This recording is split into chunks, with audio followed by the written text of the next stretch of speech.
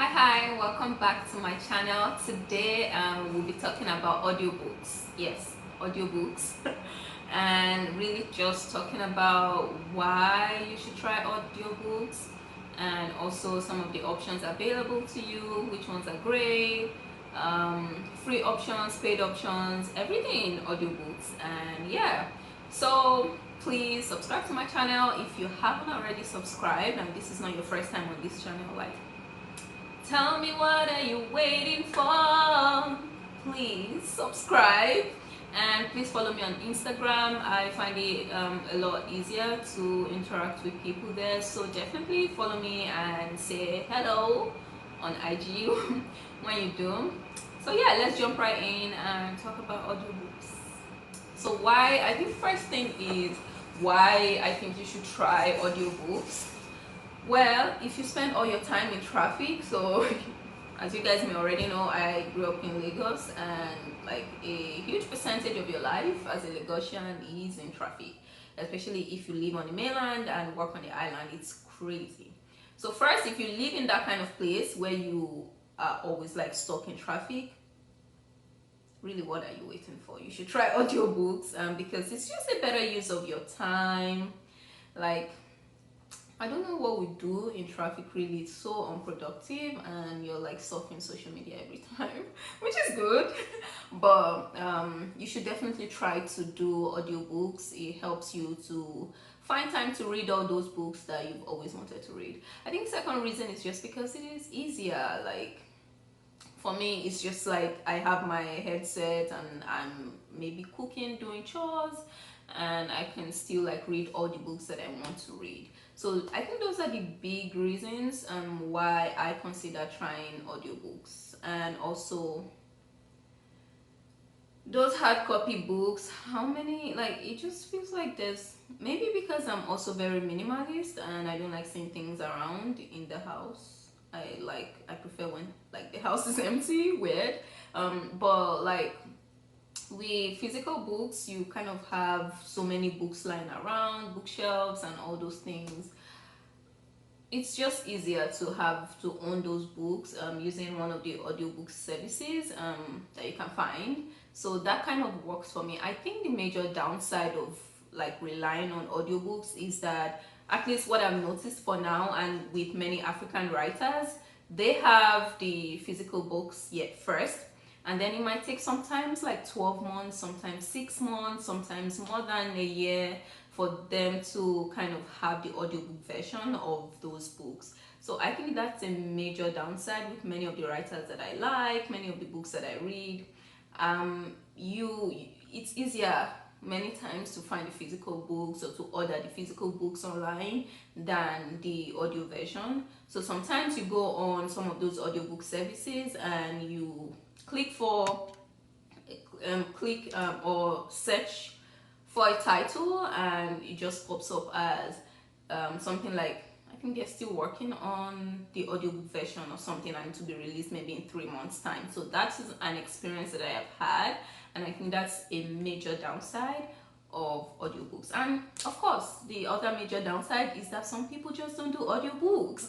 Some authors just never get to audiobooks and they just do the physical books, and that is quite understandable as well, because for some kind of authors, maybe it's just more difficult for them to kind of get the audio version of their books produced. So I think those are the major benefits and downsides of the one big problem that people face or that I've experienced with audiobooks is sometimes it's just because you aren't doing so much hard work, someone is already reading the book to you. It's quite difficult. From my experience, it's a lot more difficult to kind of concentrate. It's like my mind is wandering all over the place about what I'll eat, what I'll have for dinner when I'm like listening to these audiobooks. So that is a big problem that I faced as someone that listens to audiobooks a whole lot. I find it difficult to like concentrate and to be in that book, the same experience that you have when you're reading a physical book, and it's like you're in that story. It's much more difficult with audiobooks, but I think there's some things that can help with that I'll be sharing as we talk about some of the audiobook services. available. So let's get to that. First audiobook service that I think everyone knows about is Audible, owned by Amazon. And I think Audible is really great because they have a lot of, like, a wide collection of titles that you can choose from, and so many authors. That seems like their first place to publish their audiobooks. So it's definitely great in that regard because you can find titles from any kind of books that you want to read on, Audible. So it's great. And also there's some Audible originals, so the way we have like Netflix original.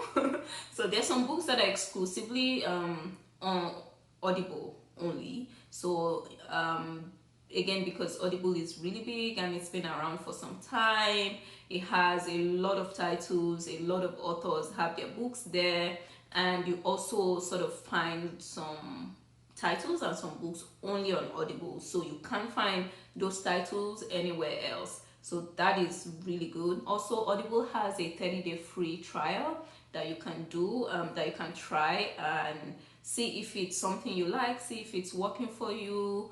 And it's just a great way to try this out if it is your first time, if you've never tried any audiobook service. So that is great. A major con or a major downside of Audible is that I think it's quite pricey. It's about so I don't have Audible right now, but I think it's about $15. I need to check that for Audible. So compared to the other services, I think it is quite pricey.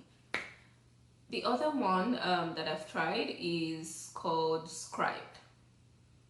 Scribe, yes. And Scribe is similar to Audible. A lot of titles as well. I don't think Scribe has as many titles, as many authors as Audible has.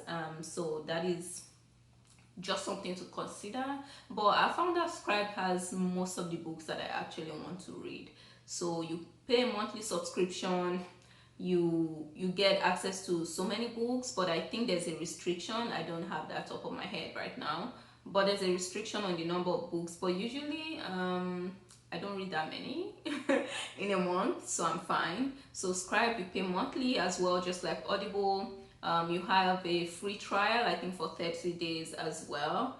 And it is slightly cheaper than, it's actually much cheaper than Audible. It's less than $10 per month. And I'll show you what Scribe looks like when you sign in. So when you sign into Scribe, you see a lot of books, a lot of audio versions. You have access to the audiobooks and like the PDF format of those books as well. So you can either read those books on your phone or like listen to the audiobook version. So you log in, you see all these options, you tap, and then you kind of start listening to the book or start reading if it's a PDF book that you choose. You start reading the book. Now, going back to the concentration issue I mentioned earlier, one way that Scribe helps with that is that you can sort of like fast forward. Is that it? You can forward the audio, I think by 15 or 30 seconds. I need to confirm that, so that in case you missed something, you can listen to it again, or you can go back and forth,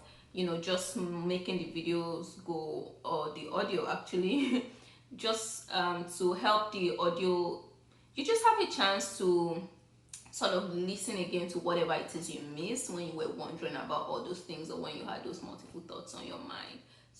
Then there is Google Audiobooks. So if you have an Android, I have an Android, and if you go on Play Store, you can find audiobooks on Play Store. So I think Google Audiobooks was introduced in 2018, I think.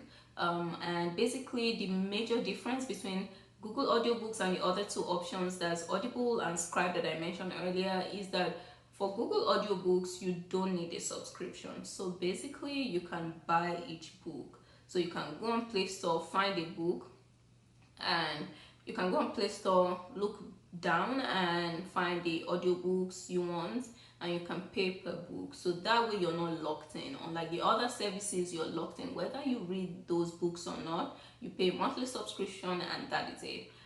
But for Google audiobooks, you don't have to subscribe. You can just like buy any book that you want. But I think it's actually quite pricey, because when you compare the number of books you read on Audible or on Scribe every month to what Google audiobooks offers, I think it's quite pricey. Let's say you're the type that reads an average of 5 books every month.